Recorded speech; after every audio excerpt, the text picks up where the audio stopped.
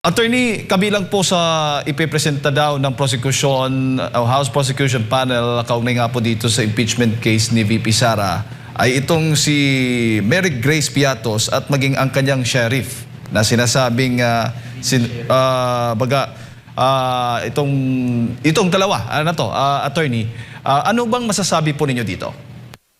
Well, in the case of Mary Grace Piatos, is that is a confidential informant, no? And therefore, there is a problem if that person attends, no? And actually, ito yung tatawag na parang sa social media, parang clickbait nila ba? If she doesn't attend a certain Mary Grace Piatos, then hindi pa talaga siya existing. So, ibig sabihin, may kasalanan dahil na-misuse yung confidential funds.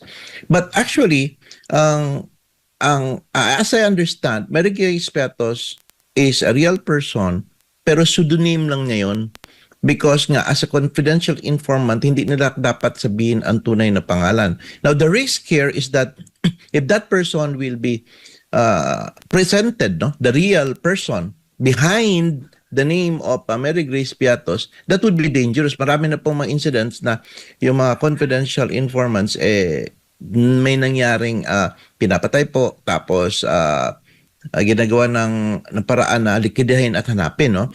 So that would be very dangerous. I do not know, and you know for a fact that sino po interested talaga malaman ito sa kanila, yung mga confidential informants na ito is of course yung side na interested na pinaprotektahan po yung activism at saka pag-recruit ng mga bataan para dalhin sa mountains, no? Doon kay Mary Grace Piatos, para na rin sa kaalaman ng ating mga kababayan, bakit nasama po nila itong Mary Grace Piatos na ito ay para po doon sa maling paggamit ng 612.5 million pesos na confidential funds ng Office of the Vice President at ng Department of Education. At ayon nga nitong si House Prosecutor at Representative Terry Ridon, ang pagpapatunay daw yung sa pagiging totoo o kathang isip lamang ng pangalang ito ang magsisilbing matibay na ebidensya kung nagkakaroon ho ba ng korupsyon o peking resibo. Kung maalala po natin, itong si Mary Grace Piatos,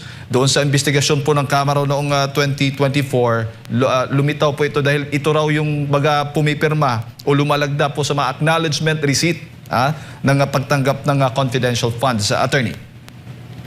Well, as I understand is that ganito po yan.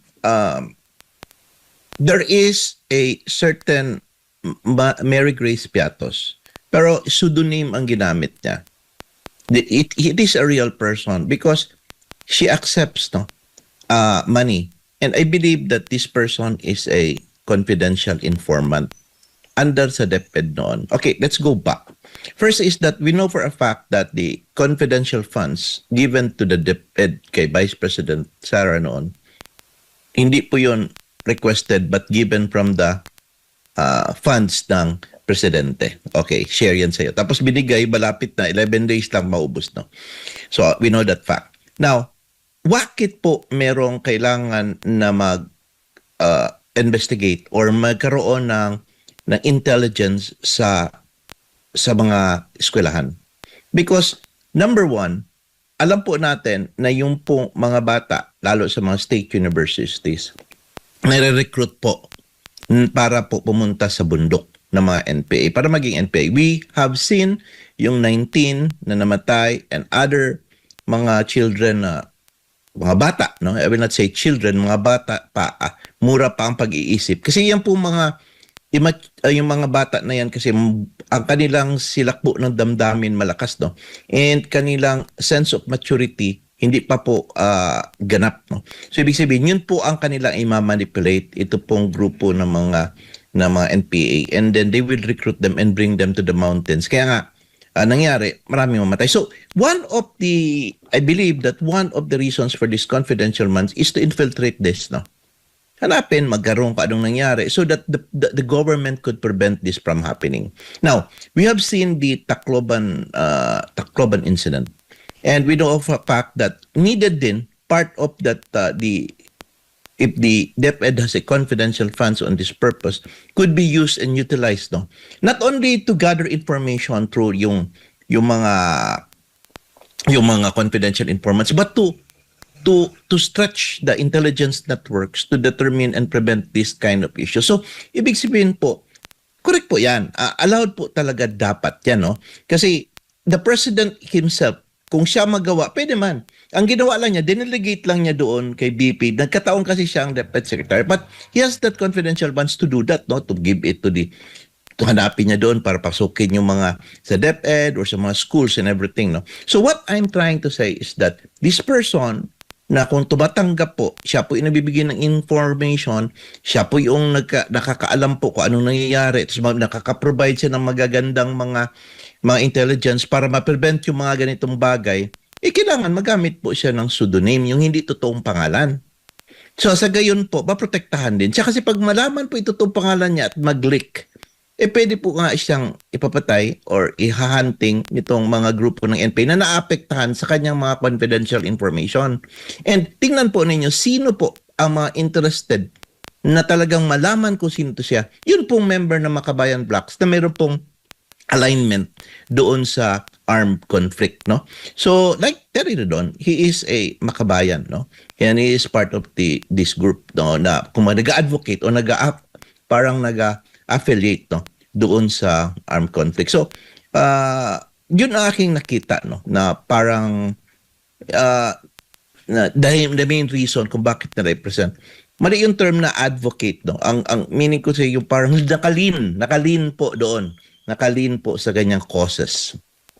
Pero sa isang impeachment proceedings, attorney, mas mahalaga ho ba yung dami po ng mga ebidensya o yung kredibilidad at lakas ng testigo po o ebidensya? No. Actually, yung mga evidence na marami is because kagagawan din nila. Kagagawan because they claim about this unexplained wealth, misuse. Marami talagang mga kumbaga, documentary evidence, not necessary na dapat malaman. But with respect to your question, kung paramihan ba ng ebidensya is mananalo ka? No.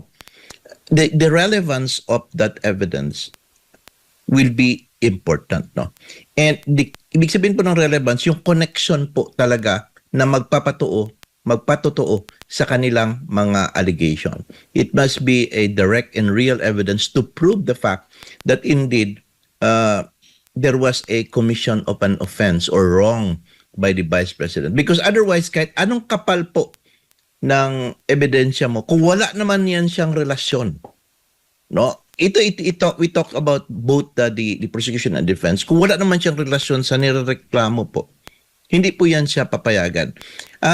The rule is that, remember, is that kung ano lang po yung inaakusa, doon lang po iikot ang ebidensya at testimonya against BP Inday Sara. Kasi due process dictates that yun lang din kasi ang sinagot niya. Now, if you will introduce evidence outside that would be objectionable or violation of due process and the rules on presentation of evidence, no, under the rules on evidence. So, ibig sabihin, objectionable siya. So, alam po namin yan, the lawyers are that we are just contained, no, with respect to those matters that we can prove doon sa aming allegation. Pag sinabi naming ikaw ay yan siya ay hindi maganda, dyan lang po kami mag-ikot sa story yan. We cannot discuss and bringing other people or other matters that are not included in that particular allegation or accusation against that person.